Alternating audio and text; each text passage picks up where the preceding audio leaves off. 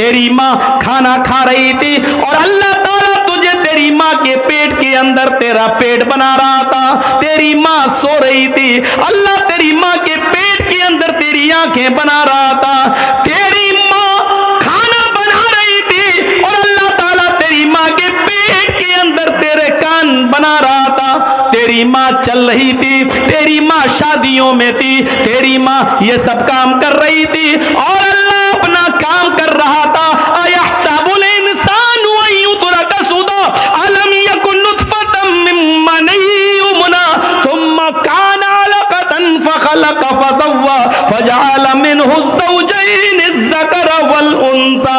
ओ मेरे बंदे तू ही बता, उस पानी के कतरे को उंगली मैंने बनाया, पोर मैंने बनाया, हाथ मैंने बनाया, कोहनी मैंने बनाई, बाजू मैंने बनाया, घुटना मैंने बनाया, पिंडली मैंने बनाई, रीढ़ की हड्डी मैंने बनाई, दिमाग मैंने बनाया, आंखें देखने के लिए हमने दी, सुनने के लिए कान हमने दिए।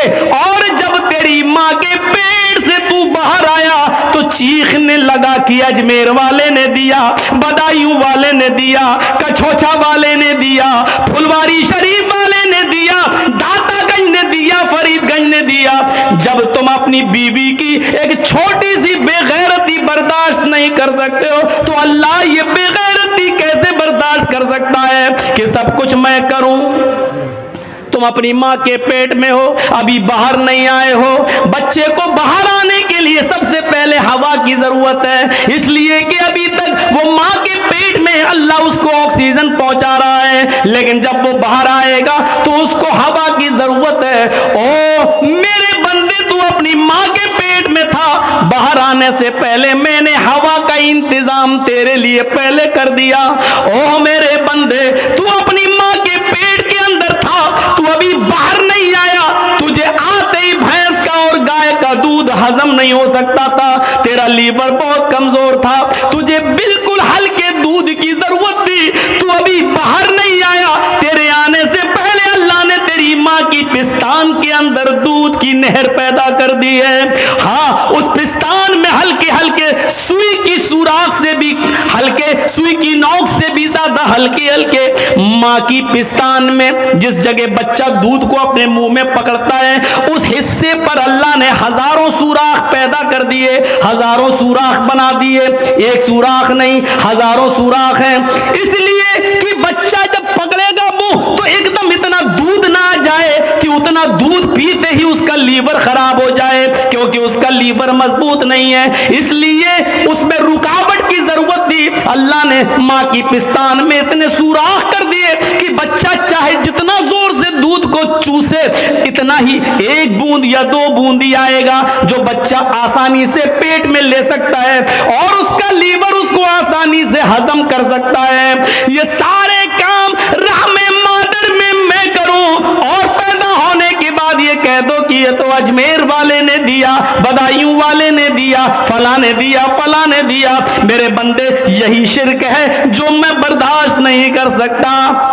आए माज ला तुशरिक बिल्लाहि शैयन इन कुतिलता व हुर्रिता। आए माज, अल्लाह के साथ कभी किसी को शरीक मत करना, चाहे तुम्हें कत्ल कर दिया जाए या जलाकर तुम्हें राख कर दिया जाए। ये इस्लाम की बुनियादी चीजों में से पहली चीज थी, इसलिए बता दिया कि शिर्क मत करना। अल्लाह को सब कुछ गवारा है लेकिन शिर्क गवारा नहीं है।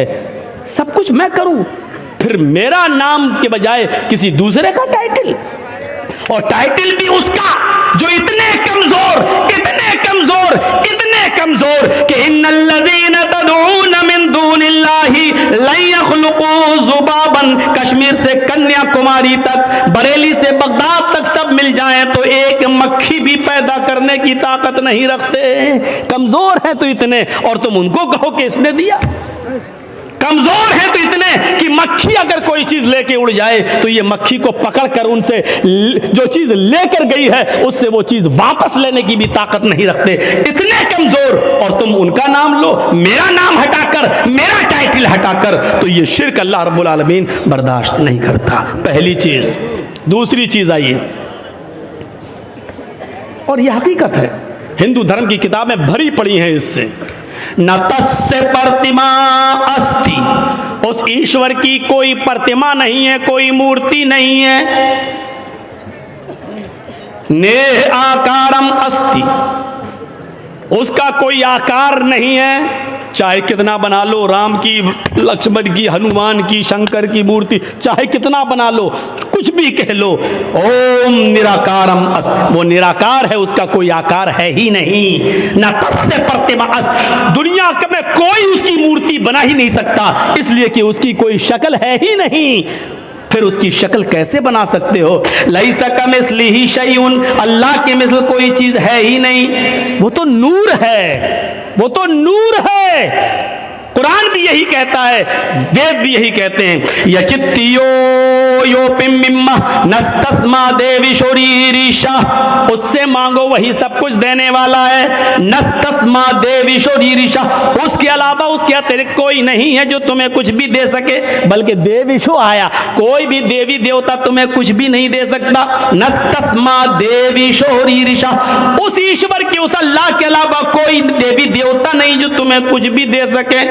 कुछ देने की क्षमता किसी के अंदर नहीं है, जो कुछ भी है वो अल्लाह। इसीलिए अल्लाह के नबी ने फरमाया, अगर जंगल में तुम्हारा जूता टूट जाए और जूते के नीचे का तलवा तस्मा टूट जाए, तो जब मांगना हो तो जूते का तस्मा भी अगर मांगो तो अल्लाह से मांगना, इसलिए कि वही मजबूरों की मजबूरी में काम आता है, वही बेकसों की बेकसी में काम आता है, उसके अलावा कोई काम नहीं आता है। मेरे भाइयों, ये वेदों के मंत्र भी हमें ये बतला रहे हैं कि शिर्क अल्लाह ताला को बर्दाश्त नहीं। दूसरी चीज, मौजूदा हालात के तहत पहली याद रखना, 5 चीजें अभी मैं गिना रहा हूं। पहली चीज हो गई है, मैं किसी को भी खड़ा करके पूछ सकता हूं कि कौन सी 5 चीजें हैं। 10 तो याद नहीं होंगी, 5 पहले। पहली चीज, शिर्क मत करना। दूसरी चीज, वला तउक्कन वालिदैक व इन अमराकन तखरुज मिन अहलिक व मालिक। ये सुनने के बाद शायद बहुत से बच्चों पर यह बात नागवार गुजरे कि मौलाना, माँ बाप का दर्जा इतना बता दिया। अल्लाह के नबी फरमाते हैं, अपने माँ बाप की कभी भी नाफरमानी मत करना, अपने माँ बाप का दिल कभी मत दुखाना। आगे वाला जुमला सुनो, वइन अमराका अन तखरुज मिन अहलिका व मालिक, अगर वो दोनों तुम्हें हुक्म दें कि तुम अपने अहलो अयाल को छोड़ दो और अपना मालो दौलत छोड़ दो, तो उनके हुक्म को मान लेना, यानी अपनी कमाई हुई दौलत छोड़ दो। और वो कहें कि घर से निकल जाओ तो घर से निकल जाना, लेकिन इसके बावजूद माँ बाप की नाफरमानी मत करना। इन जुमलों को देख रहे हैं आप?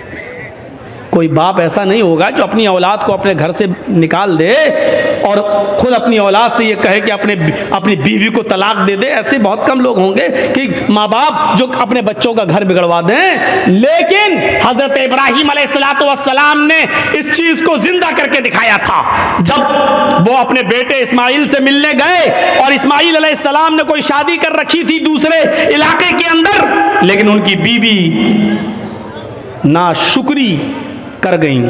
इब्राहिम अलैहिस्सलाम ने दरवाज़ा खटखटाया तो इस्माइल अलैहिस्सलाम घर में मौजूद न थे। उनकी बीवी ने दरवाज़ा खोला, पहचान नहीं पाई ये कौन है। पूछा जी कौन?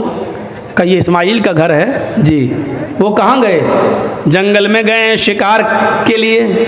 अच्छा, तुम उनकी बीवी हो? हाँ। घर में गुजर बसर कैसा चल रहा है? हाँ, बहुत बुरा चल रहा है। सुबह खा लो तो शाम को नहीं मिलता, शाम को खा लो तो सुबह नहीं मिलता।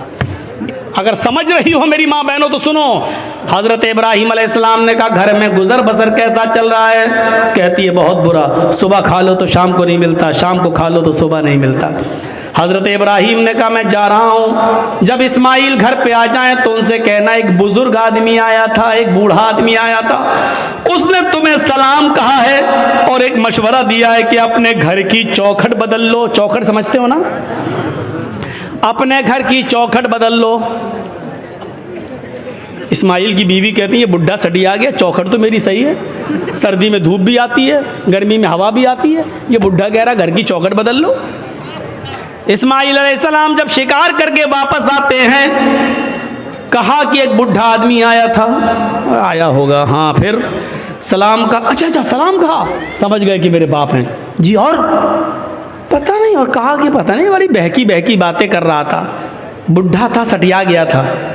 कहने बताओ तो क्या कहा उसने? कहा अपने घर की चौखट बदल लेना। कहा बीवी तुमने क्या कहा उससे? कुछ नहीं, उसने पूछा था घर का गुजर बसर कैसा चल रहा है, मैंने कह दिया बहुत बुरा, सुबह खा लो तो शाम को नहीं मिलता, शाम को खा लो तो सुबह नहीं मिलता। कहो आए मेरी बीवी, वो बुढ़ा मेरा बाप था, तुम उसकी बहू हो, और उसने जो ये कहा कि अपनी चौखट बदल लेना, इसका मतलब ये है कि उसने तुम्हें तलाक देने का हुक्म दिया है मुझे। उसने इशारा कर दिया है कि घर की चौखट ठीक नहीं है। आपकी बीवी तो ऐसी होनी चाहिए, चाहे उसे खाना मिले या न मिले, हर हाल में वो अल्लाह का शुक्र अदा करे, और उसको ये कहना चाहिए कि हम हर हाल में अल्लाह के शुक्रगुजार हैं, उसने जिस हाल में मुझे रखा है ठीक है। लेकिन तुमने ये जुमले न बोलकर ये कह दिया बहुत बुरा हाल है, सुबह खा लो तो शाम को भूखी रहती हूँ, शाम को मिल जाए तो सुबह भूखी उठती हूँ। ये जुमले तुमने कहा, तुमने अपने रब की नाशुक्री की, अल्लाह की नाफरमानी की है, नाशुक्री की है, और मेरे बाप ने तुम्हें तलाक देने का हुक्म दिया है। अब तुम एक पल भी मेरे साथ नहीं रह सकती हो, मैं तुम्हें तलाक दे रहा हूं। इतनी सी बात पर तलाक? तुम तो अपने शौहरों से पता नहीं क्या क्या कह देती हो। जा, पूरे महीने की तनख्वाह मिल गई, फेयर एंड लवली कब की खत्म हो गई, अभी तक नहीं ला रहे। पॉन्ड्स क्रीम कब की खत्म हो गई, अभी तक नहीं ला रहे। जब से तुम्हारे घर में आई हूं परेशानी तो हूं, आराम मिला कब? या अल्लाह, कितने खतरनाक जुमले हैं। इन जुमलों को जबान से कहने से पहले तेरी जबान कट के जमीन पर गिर क्यों नहीं गई? ये जमीन फट क्यों नहीं गई? तू इस जमीन के अंदर समा क्यों नहीं गई? कैसे ये जुमले तेरे मुंह से निकल जाते हैं?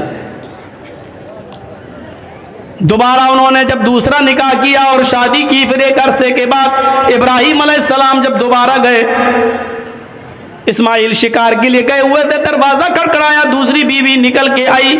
आप कौन?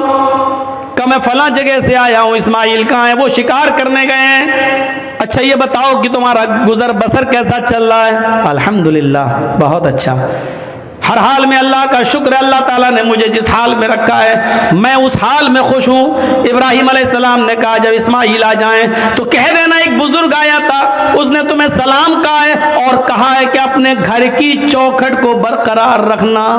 ठीक है, घर की चौखट। वो भी ताज्जुब करने लगी, घर की चौखट ठीक है? अरे हमने कब कहा गलत है? तुम होते कौन हो मशवरा देने वाले? ठीक है तो ठीक ही है। जब बीवी को पूरी बात बताई, बीवी ने इस्माइल को तब कहा कि वो चौखट तुम हो, और इब्राहिम अलैहिस्सलाम मेरे बाप ने कहा इसको बरकरार रखना क्योंकि तुमने अल्लाह का शुक्र अदा किया है। शुक्रगुजार औरत को तो पूरा वाक़या बताने का मकसद यह है कि माँ बाप की बात मानना। घर बार से निकालने को कहें तो निकल जाओ, लेकिन माँ बाप के सामने उफ भी मत करना।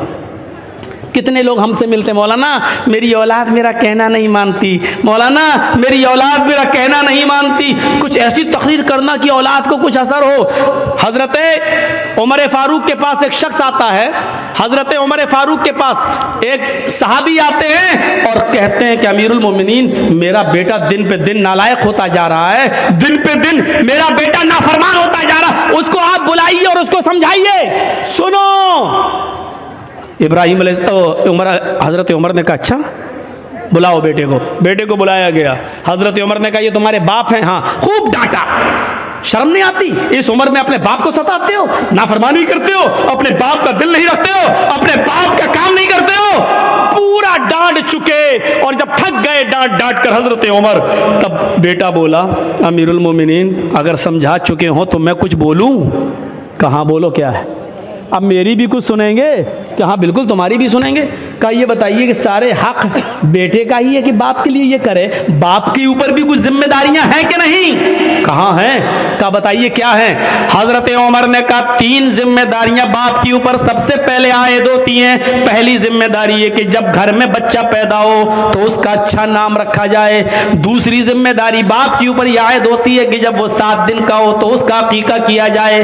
तीसरी जिम्मेदारी बाप के ऊपर आयद होती है कि जब उसका बेटा बालिग हो जाए तो उसकी दीनदार और शरीफ घराने में उसका निकाह कर दिया जाए। ये 3 जिम्मेदारी बाप के ऊपर भी आयद होती है। अब लड़के ने कहा अमीरुल मोमिनीन जरा मेरे बाप से पूछो इन तीनों कामों में से क्या काम किया मेरे साथ? अच्छा पूछो इसने जब मैं पैदा हुआ तो नाम क्या रखा? हजरत उमर ने कहा क्या नाम है? उसने अरबी में एक जुमला बोला जिसका उर्दू में तर्जमा होता खटमल। क्या नाम है तुम्हारा? का खटमल है। कहिए नाम रखा है मेरे बाप ने। 7वें दिन का हुआ, पूछो अकीका किया? नहीं किया। और जब बालिग हुआ तो मेरी शादी भी कर दी, पूछो दीनदार लड़की से की?